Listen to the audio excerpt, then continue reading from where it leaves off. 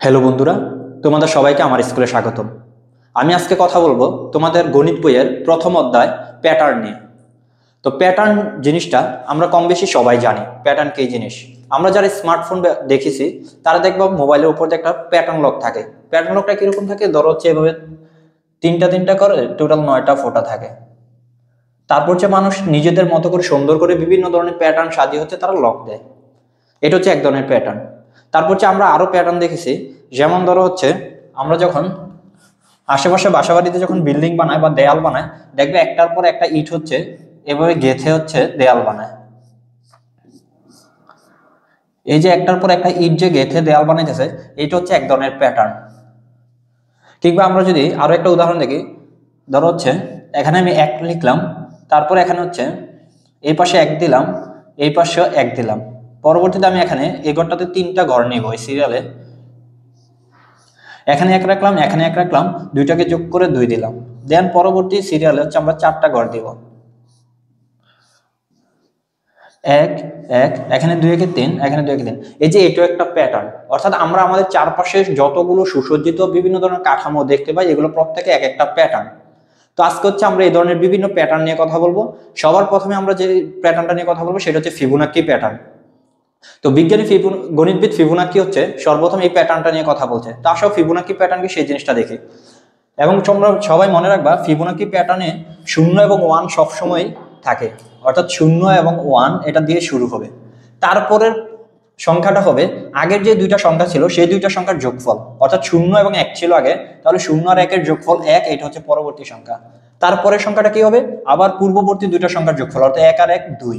পরবর্তী সংখ্যাটা কি হবে? পূর্ববর্তী দুইটা সংখ্যার যোগফল 2 1 3। তারপরের সংখ্যাটা কি হবে? আগের দুইটা সংখ্যার যোগফল 3 এবং 2 5। তারপরের সংখ্যাটা কি হবে? 5 এবং 3 8।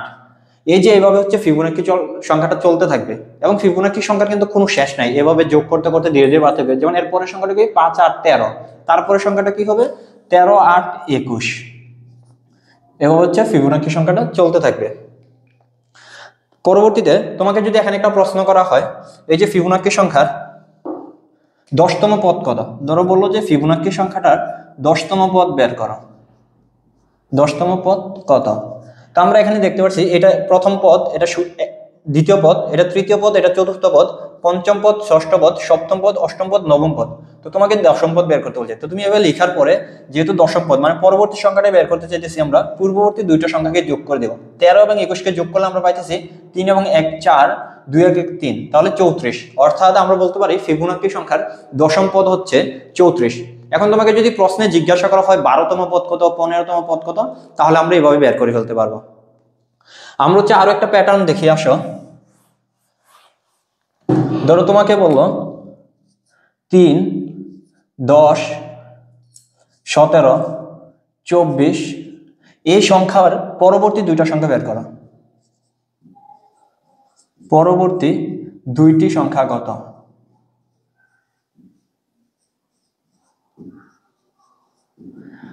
এখানে আমরা দেখতেছি এটা কিন্তু কোনো ধরনের ফিবোনাক্কি সংখ্যা না। কেন? কারণ হচ্ছে দেখো, আমরা পরের সংখ্যাটা কিন্তু পূর্ববর্তী দুইটা সংখ্যাকে যোগ করে পাচ্ছি না। তাহলে এটার মধ্যে প্যাটার্ন মানে হচ্ছে কিভাবে সাজানো আছে সেই সাজানোটা খুঁজে বের করা। আসলে আমরা এই যে সংখ্যাগুলো আছে এই সংখ্যাগুলোর মধ্যে কি ধরনের নিয়ম একটা লুকিয়ে আছে সেই নিয়মটা আমরা খুঁজে বের করবো। তো দেখো আমরা দেখতেছি 3 এবং 7, এই যে দুইটা সংখ্যার মধ্যবর্তী ব্যবধান 7, 10 17 দুইটা সংখ্যার মধ্যবর্তী ব্যবধান 7, 17 24 দুইটা সংখ্যার মধ্যবর্তী ব্যবধান 7। অর্থাৎ দেখো প্রত্যেকটা সংখ্যা হচ্ছে আগের সংখ্যা থেকে 7 করে বাড়তেছে। 3 এর সাথে 7 যোগ করলে তুমি 10 পাইতেছো, 10 এর সাথে 7 যোগ করলে 17 পাইতেছো, 17 এর সাথে 7 যোগ করলে তুমি 24 পাইতেছো। তো তোমাকে যেহেতু পরবর্তী দুইটা সংখ্যা বের করতে বলছে, তাহলে আমরা কি করব? 24 এর সাথে 7 যোগ করে দেব। 24 এর সাথে যদি আমরা 7 যোগ করে দেই, আমরা পাইতেছি 31। তাহলে এইটা হচ্ছে আমাদের একটা পরবর্তী সংখ্যা। 31 এর পরবর্তী সংখ্যাটা কি? সেটা হবে 31 এর সাথে যদি আমরা 7 যোগ করি, সেটা হবে 38। তাহলে আমরা হচ্ছে 24 এর পরবর্তী দুইটা সংখ্যা পেয়ে গেলাম। ধরো হচ্ছে এখন আমাদেরকে যদি এভাবে আরো বিভিন্ন ধরনের প্রশ্ন দেয়,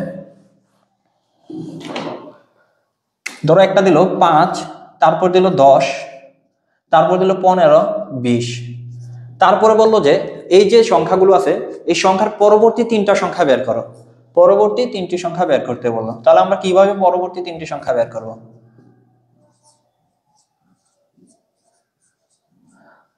পরবর্তী তিনটি সংখ্যা কত? তো আমাদের প্রথম কাজ হচ্ছে এই যে সংখ্যাগুলো দেওয়া আছে এই সংখ্যাগুলোর মধ্যে কোন ধরনের নিয়মটা লুকিয়ে আছে সেটা খুঁজে বের করা। তো দেখো 5 এবং 10 এই দুইটার মধ্যবর্তী ব্যবধান আমরা দেখতে পাচ্ছি হচ্ছে 5। 10 এবং 15 দুইটার মধ্যবর্তী ব্যবধান হচ্ছে 5। 15 এবং 20 মধ্যবর্তী ব্যবধান হচ্ছে 5। অর্থাৎ আমরা বলতে পারতেছি প্রত্যেকটা সংখ্যা হচ্ছে 5 করে বাড়তেছে। যেমন 5 ছিল 5 করে বেড়ে 10 হয়েছে, 10-এর সাথে 5 যোগ হয়ে আবার 15 হয়েছে, 15-এর সাথে 5 যোগ হয়ে 20 হয়েছে।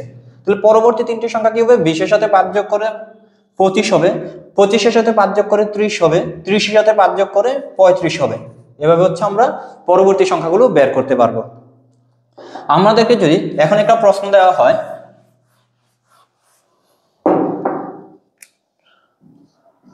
9, 14, 19, 24 এই সংখ্যাগুলোর প্রথম 10টি সংখ্যার যোগফল কত? প্রথম 10টি সংখ্যা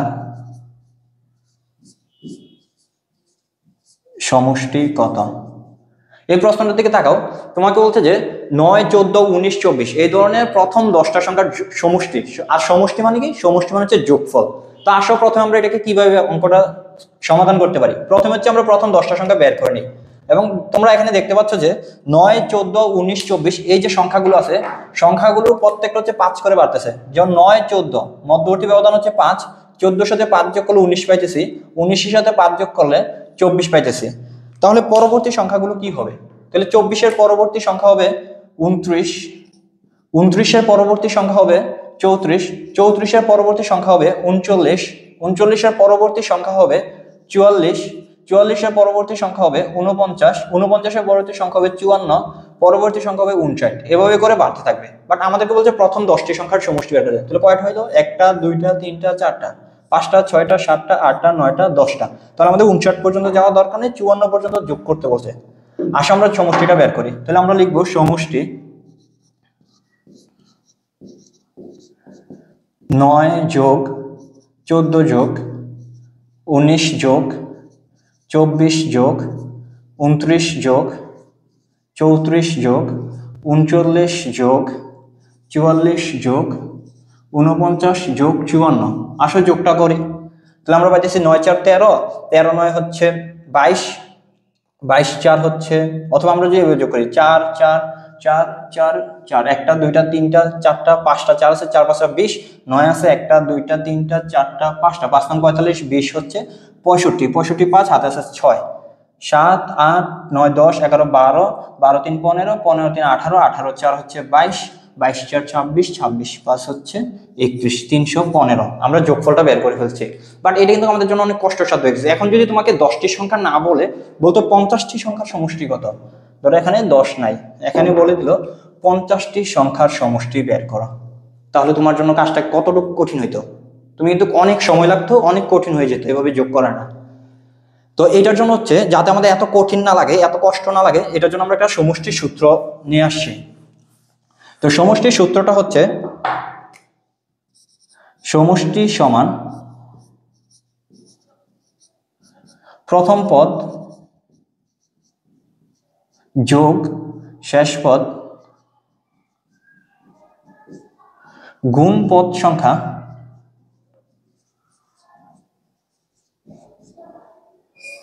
নিচে হবে 2।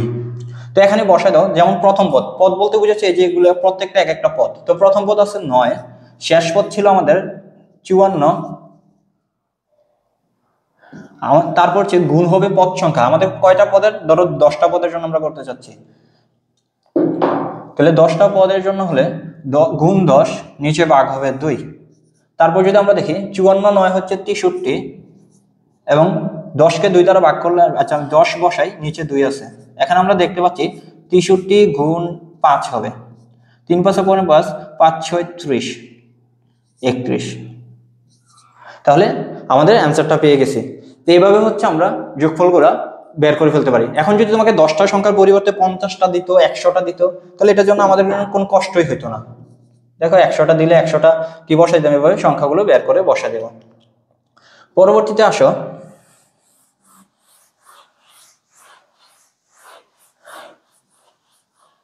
তোমাকে বললো 1 3 5 7 9 এই ধরনের বিজোড় সংখ্যাগুলোর যোগফল বের করতে বললো। ধরো হচ্ছে এই প্রথম 5টা বিজোড় সংখ্যার যোগফল কত। তো আমরা যদি একটু দেখি, দেখো প্রথম একটা সংখ্যা যদি বিজোড় সংখ্যা থেকে একটা সংখ্যার যোগফল 1, প্রথম দুইটা সংখ্যার যোগফল কত আসতেছে 4।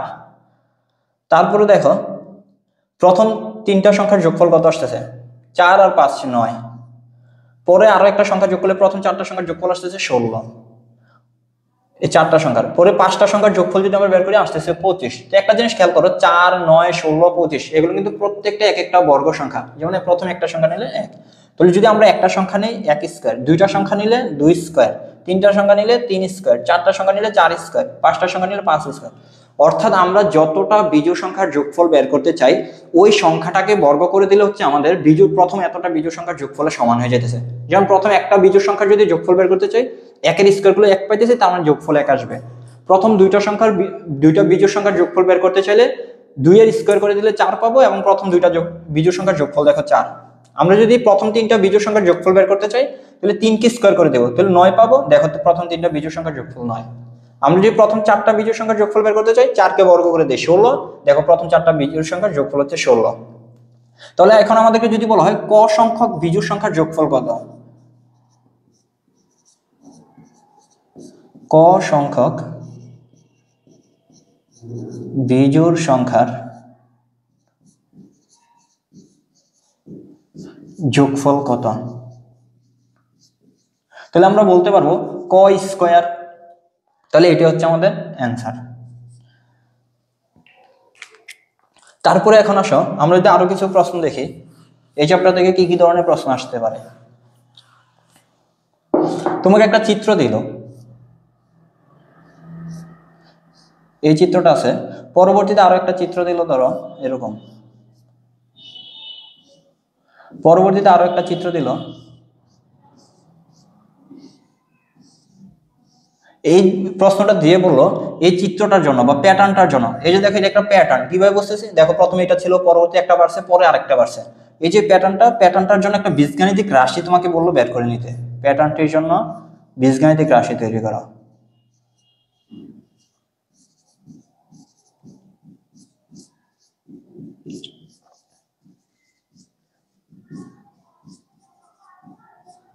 প্যাটার্নটির জন্য বীজগাণিতিক রাশি তৈরি করা। এই ধরনের প্রশ্নগুলো আমরা কিভাবে সলভ করব। আসো, সবার প্রথম কাজ হচ্ছে প্রত্যেকটা প্যাটার্নে দেখো কিছু কাঠি দ্বারা তৈরি। যেমন এই প্যাটার্নটা কয়টা কাঠি দ্বারা, 1টা 2টা 3টা 4টা 5টা 6টা দ্বারা তৈরি। আবার এই প্যাটার্নটা কয়টা কাঠি দ্বারা তৈরি, 1টা 2টা 3টা 4টা 5টা 6টা 7টা 8টা 9টা 10টা 11টা। তাহলে আমরা লিখে নেই প্রথম চিত্রে কাঠির সংখ্যা। প্রথম চিত্রে কাঠির সংখ্যা পাইতেছি আমরা 1 2 3 4 5 6টা। দ্বিতীয় চিত্রে কাঠির সংখ্যা পাইতেছি, দ্বিতীয় চিত্রে কাঠির সংখ্যা পাইছি 11টা। তৃতীয় চিত্রে কাঠির সংখ্যা দেখো 1 1 2 3 4 5 6 7 8 9 10 11 12 13 14 15 16টা পাইছি। তারপরে আমরা কি করব বীজগাণিতিক রাশি যখন তৈরি করব তারপরে হচ্ছে আমরা প্রত্যেকটার ব্যবধান দেখব। দেখো 6 থেকে 11 ব্যবধান 5, 11 থেকে 16 ব্যবধান 5। তাহলে হচ্ছে আমরা ব্যবধানটা বসাই দেব 5 5 5। তারপর হচ্ছে প্রত্যেকটার ক্ষেত্রে হচ্ছে আমরা যত নম্বর চিত্র ছিল তত গুণ করে দেই। যেমন প্রথম চিত্র ছিল প্রথম 1 গুণ করে দিছি, দ্বিতীয় চিত্র ছিল 2 গুণ করে দিব, তৃতীয় চিত্রতে 3 গুণ করে দিছি। তারপরে এসে দেখবা কিছুটা আমরা দেখ 5 কে 5 পাইছি, বাট আমাদের সংখ্যা তো ছিল 6। তাহলে আমরা কি করতেছি 1 যোগ করে দিলেই পেয়ে যেতেছি। তারপর 11 দেখা গেল, 5 দোকানে 10, 11 পাইতে হলে 1 যোগ করে দাও, 3 5 15, 16 পাইতে ছিল 1 যোগ করে দাও। দেখো তো কোনো কিছু তোমরা মিল পাইতেছো কিনা। 5 সব সময় ফিক্স থাকতেছে, প্রত্যেকটা চিত্রে 5 ফিক্স থাকতেছে, যোগ 1 ফিক্স থাকতেছে, বাট মাঝখানে চেঞ্জ হইতেছে এই যে এই জায়গাটা। যখন প্রথম চিত্র ছিল তখন 1 ছিল, যখন দ্বিতীয় চিত্র ছিল তখন 2 ছিল, যখন তৃতীয় চিত্র তখন 3 আসছে। তো এখন যদি তোমাকে বলা হয় কতম চিত্রে, বা ধরো তোমাকে বললো চতুর্থ চিত্রে কতগুলা কাঠি হবে। আসলে আমরা একটু দেখি চতুর্থ চিত্রে কাঠির সংখ্যা। চতুর্থ চিত্রে কাঠির সংখ্যা 5 গুণ 4 হবে যোগ 1 সবসময় থাকবে। তো দেখো 4 5 20, 1 21। তুমি চিত্রটা একটু তৈরি করে দেখো 21টা হয় কিনা। এই যে আমরা চিত্রটা পাইলাম, একটা তো 3টা ছিল, এখানে হবে 4টা, দেন উপরে এভাবে থাকবে। দেখো তো কাঠি কয়টা, 1টা 2টা 3টা 4টা 5টা 6টা 7টা 8টা 9টা 10টা 11টা 12টা 13টা 14 15 16 17 18 19 20 21। দেখো আমাদের মিলে গেছে आंसर। তাহলে আমরা বুঝতে পারতেছি এই যে বীজগাণিতিক রাশি, এখন বীজগাণিতিক রাশি মানে বুঝাইতেছে যে তুমি একটা অজানা সংখ্যার জন্য এটা বের করে দেখাইবা। তাহলে আমরা ধরলাম এখানে অজানা সংখ্যা হচ্ছে ক, তাহলে আমরা বলতে পারি কতম চিত্রে কাঠির সংখ্যা। কতম চিত্রে কাঠির সংখ্যা হবে 5, সবসময় ফিক্স থাকতেছে, গুণ ক হবে যোগ 1 হবে, বা এটাকে আমরা লিখতে পারি 5ক যোগ 1। এই যে 5ক যোগ 1 পাইলাম, সেটাই হচ্ছে আমাদের উদ্দীপকের চিত্রটার জন্য, উদ্দীপকের প্যাটার্নটার জন্য একটা বীজগাণিতিক রাশি। তাহলে তোমাকে যদি যে কোনো বীজ প্যাটার্ন দেওয়া হয় এবং যদি তোমাকে বলে যে সেটার জন্য একটা বীজগাণিতিক রাশি তৈরি করো, পারবে না তোমরা? তারপরে আমরা চলে আসি ম্যাজিক বর্গ গঠনে। ম্যাজিকটা হচ্ছে এখানে আমরা বর্গের মাধ্যমে কিছু ম্যাজিক দেখবো। এখন আসো,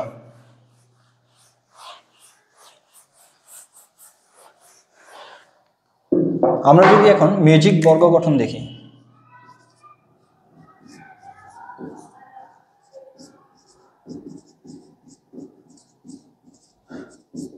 তোমরা নিশ্চয়ই এতক্ষণ অঙ্ক করতে করতে খুবই হাঁপিয়ে গেছো।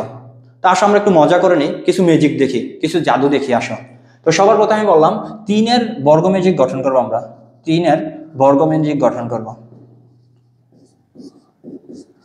তো 3-এর বর্গ ম্যাজিক বলতে বোঝানো হইতেছে যে তুমি এভাবে আনুভূমিকভাবে 3টা গড় হবে এবং হচ্ছে উল্লম্বভাবে 3টা গড় হবে। এটাকে বলা হয় 3-এর বর্গ ম্যাজিকের গড়টা যখন তৈরি করলাম। এই যে এগুলোকে বলা হয় এক একটা সারি। এটাকে এটা একটা সারি, এটা একটা সারি, এটা একটা সারি, যেগুলোকে ইংরেজিতে বলা হয় রো। আর এই যে উপর থেকে নিচে এগুলোকে বলা হয় এক একটা কলাম।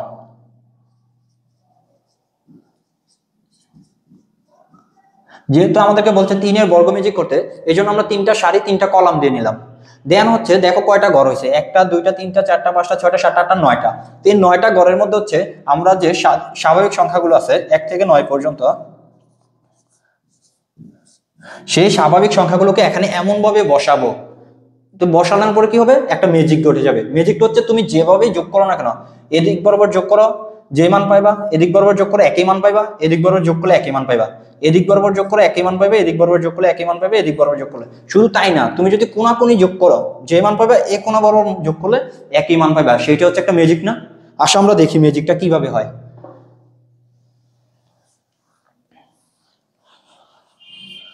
তো আমরা এইভাবে গড়টা করে নিলাম। দেন হচ্ছে গড়ের মধ্যে দেখো এই সংখ্যাগুলোর মধ্যে 1 থেকে 9-এর মধ্যে মাঝখানের সংখ্যা হচ্ছে 5। এই 5কে হচ্ছে আমরা এখানে বসাই দিব। আসলে আমরা এই 5কে মাঝখানে, ঠিক এখানেও 5 মাঝখানে বসাই দিলাম। তারপর হচ্ছে আমাদের এখানে যে জোড় সংখ্যাগুলো আছে, প্রথম থেকে হচ্ছে নিচের কোণা থেকে শুরু করে প্রত্যেকটা কোণাতে হচ্ছে জোড় সংখ্যাগুলো বসাই দেবো। যেমন এখানে 2 বসাবো, তারপর জোড় সংখ্যা হচ্ছে 4, তারপর জোড় সংখ্যা 6, তারপর জোড় সংখ্যা হচ্ছে 8, এভাবে বসাই দিছে। তারপর হচ্ছে দেখো সবচেয়ে ছোট সংখ্যা হচ্ছে 5-এর উপরে বসাবো। তো যদি বসাই, সবচেয়ে ছোট সংখ্যা হচ্ছে 1, এটা 5-এর উপরে বসালাম। তারপর সবচেয়ে বড় সংখ্যাটা 5-এর নিচে বসাবো। দেখো আমাদের 1 বসানো শেষ, 2 বসানো শেষ, 4 বসানো শেষ, 5 বসানো শেষ, 6 বসানো শেষ, 8 বসানো শেষ, 9 বসানো শেষ। বাকি রয়েছে 3 আর 7। এখন আসলে 3 আর 7 বাকি রয়েছে, 3 আর 7কে বসাই দাও সিরিয়াল অনুসারে। এবার আসো আমরা জাদুটা দেখি কি হয়েছে এখানে। তুমি এই বরাবর যোগ করো, দেখো কত আসে। 8 একে 9, 9 6 15। এদিক বরাবর যোগ করো, 3 5 8, 8 আর 7 যোগ করলে 15। এদিক বরাবর যোগ করো, 4 আর 9 13, 13 2 15। তুমি উপর থেকে নিচে এই বরাবর যোগ করো, 8 আর 3 হচ্ছে 11, 11 4 15। এদিক বরাবর যোগ করো, 9 আর 5 14, 1 15। এদিক বরাবর যোগ করো, 7 আর 2 9, 9 আর 6 15। কোনাকুনি গুণ করো, দেখো 8 5 13, 13 2 15। এই যে এই কোনা গুণ করলে 15 হইতেছে। আবার এই কোনা গুণ করো, 4 5 9, 9 6 15। দেখো তুমি যেদিক বরাবর যোগ করতেছো সেদিক বরাবর 15 আসতেছে। কি মজা না সেটা? তা আমরা হচ্ছে এই বর্গ ম্যাজিকটা দেখছি। তোমরা হচ্ছে ম্যাজিকগুলো মজা করো, দেখো কিভাবে ম্যাজিকগুলো হইতেছে, চিন্তা করো। গণিত হচ্ছে চিন্তা করার বিষয়। যেহেতু তোমরা হচ্ছে প্রথম চ্যাপ্টারে আমরা প্যাটার্ন দিয়ে ধরলাম, প্রকৃতির সাথে প্যাটার্নটা নিয়ে খোঁজো, দেখো প্যাটার্ন কোথায় কোথায় খুঁজে পাও। যেমন দেখবো তোমরা যখন পাখিরা হচ্ছে ঘুরে বেড়ায় এক জায়গা থেকে আরেক জায়গায়, অনেকগুলো পাখি একসাথে ঘুরে বেড়ায়। এগুলোর মধ্যে একটা প্যাটার্ন আছে। মৌমাছি যখন বাসা বানায় দেখবে সেখানে একটা প্যাটার্ন আছে। অর্থাৎ তুমি তোমার আশেপাশে যেখানে দেখো না কেন সেখানে যে প্যাটার্ন আছে সেই প্যাটার্নগুলো খোঁজার চেষ্টা করো, প্যাটার্নগুলো ব্যাখ্যা করার চেষ্টা করো, প্যাটার্নগুলো নিয়ে কাজ করো। গণিত মানে তোমাকে মুখস্থ করতে হবে, গণিত মানে সারাদিন এগুলো নিয়ে বসে থাকতে হবে, এটা না। গণিত মানে হচ্ছে তুমি বাস্তব জীবনের সাথে কিভাবে উপলব্ধি করতেছো সেটা দেখো, প্যাটার্নগুলো নিয়ে চিন্তা করো,